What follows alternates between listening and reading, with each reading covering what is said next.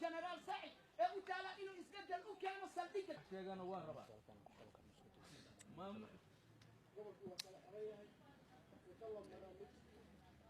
madaxweynuhu meeshaan dhibaatooyinka ka jiro dhibaatooyin muddo badan is soo dul saarnaa waaye wadankii wanaagiisa iyo beerihiisa iyo sharaftiisa iyo dawladnimadiina meeshan ay taallaa say u shaqaysana waa la laayahay imaashaad aad aan u faraxsanahay annaga dadkayga maamulkaaga waxaan isugu qabno hoosaan u dhaqan doonaa haddii aan helno dawladda dhexe wixii ku aadanaa ay qabato annagana wixii maamul ahaan nagu aadan inaan qabanno dawladda dhexena ay nagula xisaabtantaan diyaar u nahay madaxweyne. السلام عليكم ورحمة الله وبركاته. waxaa runtii aan idinku mahad celinayaa oo sharaf weyn ii ah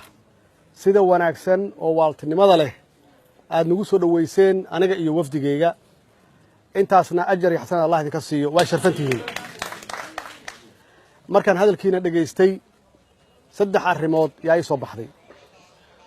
waxa ii soo baxday dib u heshiisiin in loo baahan yahay waxa ii soo baxday in dib u dhis loo baahan yahay magaaladan tan saddexaadna dib u xoreen in loo baahan yahay saddexdaasna aasaas waxa u ah cadaaladda maxaa yeelay cadaaladda adaa ku nool iyada kuuma noola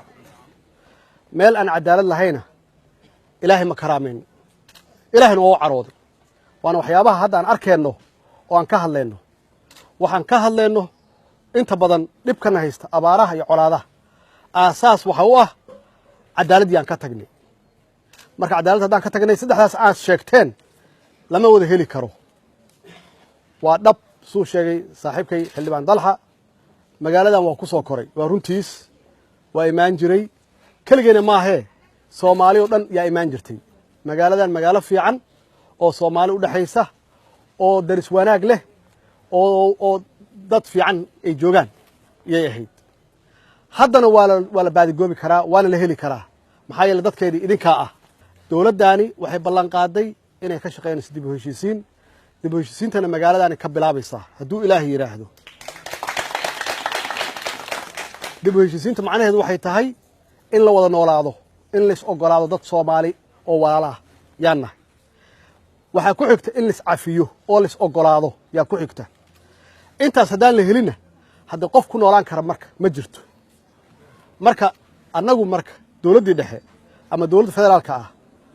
waxaan kow saaraynaa wax kasta aan qabanayno dib u heshiisiin maxaa yeele dadku haddaysan isku calool fiicnayn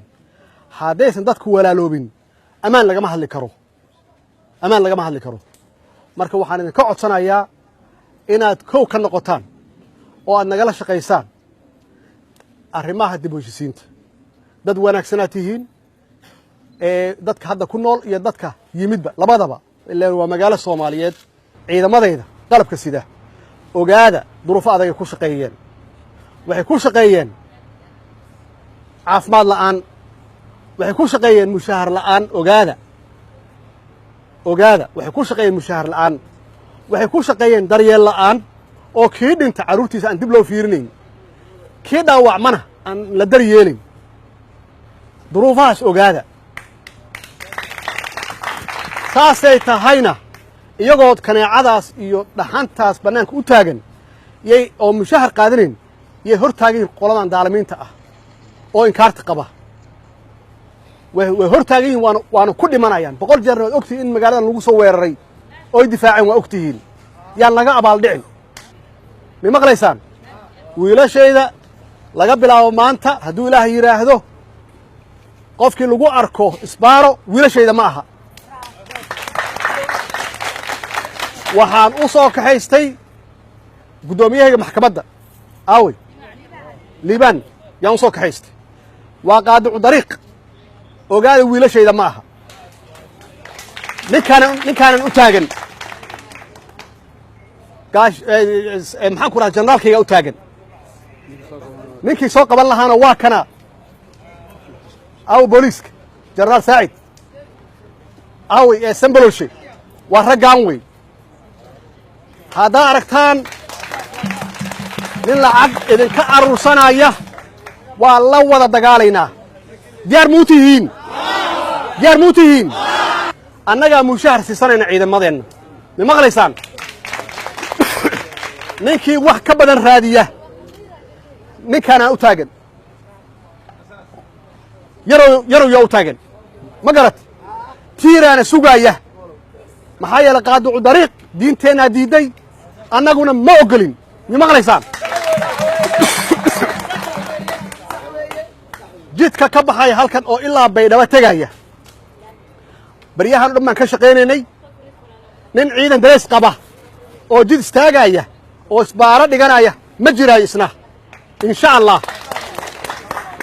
mushaaharadooda annagaa meel saarayna qofkii dadka dhiba marka waa cadow soomaaliyeed waa cadow islaan weeye dowladdaani dowlad xoog ku timid ma aha waa dowlad shacab rabitaan shacab ku timid weeye